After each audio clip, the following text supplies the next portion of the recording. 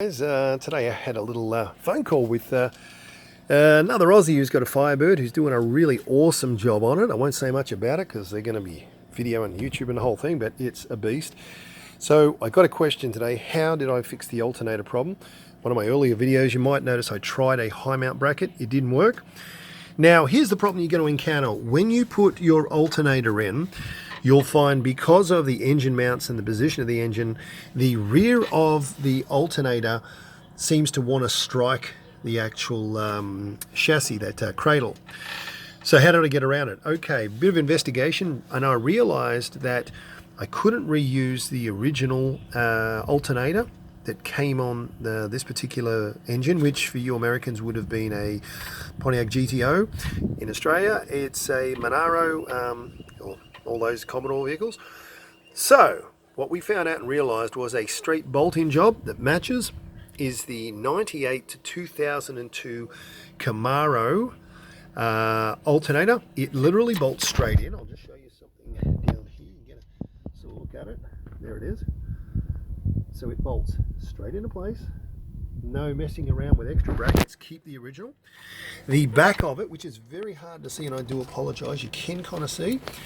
Now normally there's a bit of a tolerance in clearance. It misses there. The only things I had to really do to it, just bear this car driving past me, was I had to take the dust cover off it. So if you look under eBay, 98 to 2002 Camaro, you'll find it has a plastic dust cover. Had to take that off because it just hit the cross member, the chassis cradle there. And what I did was the positive terminal, I had to actually cut that a fraction short, 1/4 of an inch. So I put a nut onto it. There's a little tip. Wind a nut onto it, cut it, then wind that nut back off so that your thread's in good condition. And the final thing you can do, you can see there's a plug with a red wire running in it, which I've got running into that conduit. That actually hooks up inside the car and goes onto your choke light. A little word of advice with the old Firebirds. The choke light came on with your alternator and doubled as a alternator failure light. But listen carefully, this is a real important part. That little plug that you see that is plugged down on the alternator in there, that is your excite wire. Now, yes, the car is exciting, but the excite wire is designed to activate the alternator to tell it to charge. You do not, listen carefully, want to run 12 volts directly into that. If you do that, you will fry out the excite circuit and you will cook your alternator. Check the forums and just confirm what I'm saying is 100% true, because everybody who's tried it has cooked them. Here's your simple fix. Let me recap. 98 to 2002 alternator is a straight bolt on, all your belts, same position. Take your back dust cover off. It's a funny thing with a curved sort of an air inlet thing. Pull that off. You're going to have to toss it. Cut short your positive terminal. You'll see how much.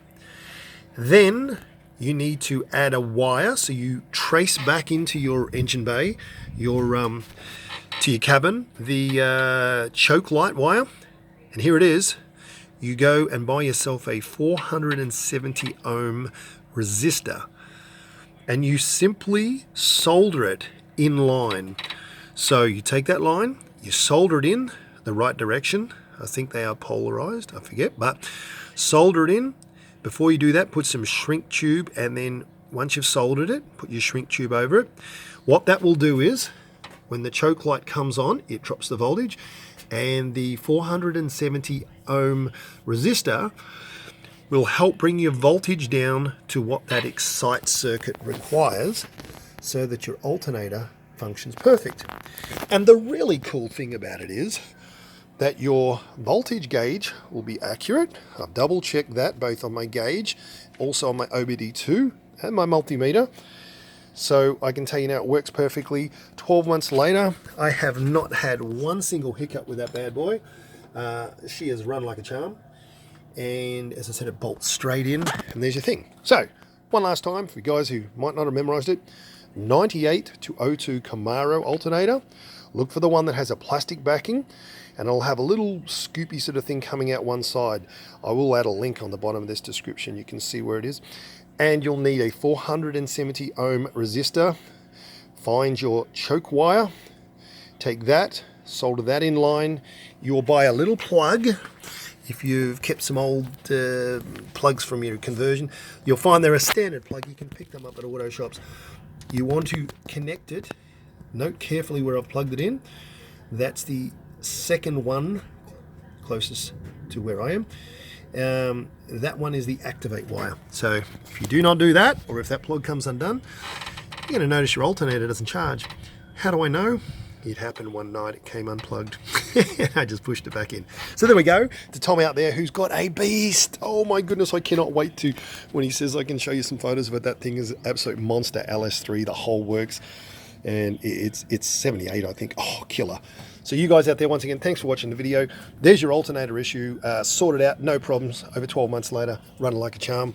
This beast runs. And look, turbo spot. Oh yeah.